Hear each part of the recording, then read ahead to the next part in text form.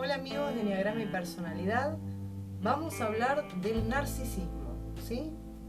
Dijimos en el primer video de narcisismo que había varias agrupaciones, varias formas de agrupar a los narcisistas, ¿sí?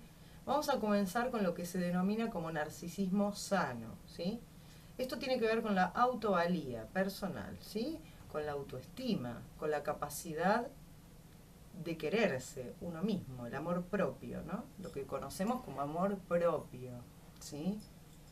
El narcisismo sano, entonces, nos va a permitir, nos va a abrir las puertas para poder relacionarnos con los demás desde un lugar de empatía, ¿sí? Eh, por eso no es que el narcisismo sea bueno o malo, sino que va ¿eh? oscilando en determinadas personas dependiendo muchas veces, casi siempre, de la crianza del sujeto, ¿sí? Este narcisismo, en ciertos grados, sano, es necesario para la construcción de una personalidad saludable. ¿M? Una persona con baja autoestima ya está teniendo problemas. Hemos hablado de la autoestima y hemos hablado también del amor, ¿no? Hacia uno mismo. Siempre estamos en Enneagrama y Personalidad con estas cuestiones. Entonces, necesitamos un grado de narcisismo, ¿sí? Sano, para poder empatizar con el otro. ¿Qué sucede cuando este narcisismo comienza a ser demasiado alto? ¿Sí? Es como si el narcisismo subiera y la autoestima bajara. Ustedes van a decir, pero parece al revés, parece que el narcisista tiene muchísima autoestima, tiene una concepción de sí mismo hiperbolizada, exagerada, claro, pero ese ya es, digamos, el narcisista, el neurótico, ¿sí? El clásico, el carácter, de personalidad narcisista, que entonces se va a florear y se va a mandar la parte delante de sus amigos y qué sé yo. Pero después aparece el trastorno narcisista de la personalidad, que de ninguna manera es sano, ¿sí? Es muy serio, por algo es un trastorno. Y si bien podemos decir que es una etiqueta más, es necesario a veces el diagnóstico de esta enfermedad, porque estos seres con trastorno narcisista de la personalidad, recordemos que no hay enfermedad, hay enfermos, podríamos decir, no hay trastornos, hay trastornados, se entiende, ¿no? O sea, cada narcisista va a ser también diagnosticado y evaluado en función de su narcisismo. Es muy difícil entender esto, pero hay que aclararlo para que no se generen dudas, pero este narcisista es más malo que el otro. No. Estamos hablando ahora del trastorno narcisista de la personalidad como diagnóstico, ¿sí? ¿Cuáles son los síntomas? Los síntomas son una exagerada concepción de sí mismos y, por ende, una concepción de grandiosidad. ¿Mm? Ellos, los narcisistas, con este diagnóstico, creen que son superiores a los demás y que todos sus logros, creen eso, no es que hablan y piensan que ustedes no les creen, no, ellos creen eso fielmente, de que todos sus logros son superiores a lo de los demás. Y esto tiene que ver con una envidia inconsciente y a veces consciente, ¿no? Esa envidia que podemos también relacionarla con el eneatipo 4, que tiene un narcisismo ahí a la baja, con una autoestima muy baja y tiene envidia, ¿no? Este eneatipo. Porque se piensa que los demás son más felices que él y que todo lo que hacen es mejor que lo que hace él. Bueno, al narcisista le pasa lo mismo.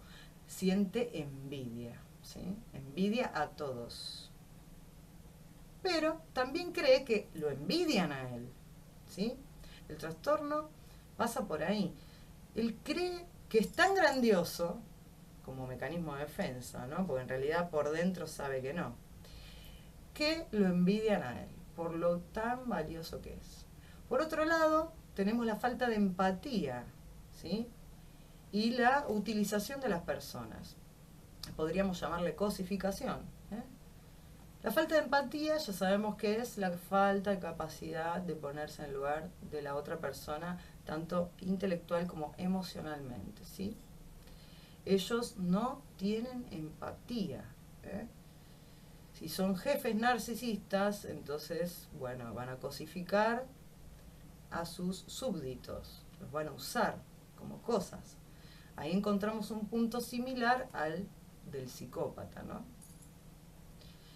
Pero el narcisista no es consciente de su narcisismo, por algo son los que menos consultan al médico.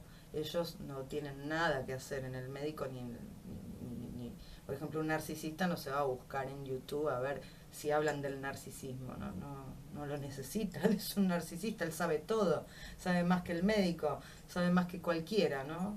Donde está el narcisista se destaca por eso, porque es el que habla todo el tiempo y es él, es él, es él, es él y es él. Sus metas, sus objetivos en la vida son absolutamente egoístas. No tienen esta capacidad de empatizar y por ende no tienen en cuenta las opiniones de los demás. No importa, ¿no? No importa nada, solo lo que yo quiero y hacia donde yo apunto. Y hay algo muy interesante en la construcción de la personalidad de los narcisistas. Cuando deviene este trastorno, ustedes saben que el trastorno aparece porque ya empieza a ser disfuncional en los ámbitos donde se moviliza esta persona, entonces tiene que ser tiene que hacer un tratamiento el narcisista. Esta incapacidad de darse cuenta de que no lo sabe todo, lo hace cada vez, si no se trata, más narcisista, ¿sí? No es que con el tiempo baja su narcisismo, no, cada vez se cree superior y sus metas, vuelvo a repetir, o sus objetivos son absolutamente egoístas. Por otro lado, hay una necesidad imperiosa de atención de los demás. Tiene que ser el centro de atención, si no, no puede estar. Es una persona que necesita de la mirada del otro permanentemente. Necesita que el otro lo observe, que el otro lo apruebe. Si no lo aprueba, bueno, ahí tenemos un problema. Uno cuando dialoga con un narcisista se da cuenta que tiene que decirle todo que sí, porque si le decís que no, ahí, bueno, ya saca su lado más oscuro, ¿no es cierto? Y después tenemos la parte en la cual se diferencia del psicópata, ¿sí? El trastorno narcisista de la personalidad, no el narcisista maligno. Eso hablaremos en otro video. Se diferencia porque es un neurótico, ¿sí? Y tiene la capacidad de sentir angustia. Y esta capacidad de sentir angustia, que no la tiene el psicópata, ¿sí? En sus actos psicopáticos, hace una gran diferenciación al narcisista. ¿Por qué? Porque el narcisista se culpa. El psicópata se autocastiga, pero el narcisista se culpa. El narcisista construyó su personalidad en base a la admiración de otros. Es como si no tuviera una personalidad, está vacío, no tiene nada. Entonces fue admirando, qué sé yo, no sé, a alguien en su vida, aunque lo haya conocido un rato, unas horas, después admiró a otro, hizo un collage de personalidades y se las metió así, pum, pum, pum, pum. Y eso es el resultado. Eso es el trastorno narcisista de la personalidad de manera simple, ¿no? Esto es muy importante, lo último, ¿no? Cómo el narcisista construye su ego, su máscara, cómo sale al mundo, toma de otros, porque no se cree capaz el narcisista de ser el mismo. Con eso trabajamos también en Enneagrama de Personalidad, salir de ese estado, ¿no? De narcisismo, entender que ese ego el narcisista lo construyó en función de su infancia, porque tuvo una sobreprotección, porque la madre le decía sos el mejor del mundo, o el padre, o múltiples factores pudieron haber desencadenado este trastorno y esta estructura de carácter. Entonces, a partir de ahí, trabajar en función de la apertura de la esencia, ¿sí? Darse cuenta de que es una máscara más. Es muy difícil porque el trastorno narcisista de la personalidad junto al paranoide, ¿sí?, y el antisocial y el borderline son trastornos, bueno, complicados para trabajar, pero no imposibles. Entonces, espero, amigos, que les haya quedado más o menos claro.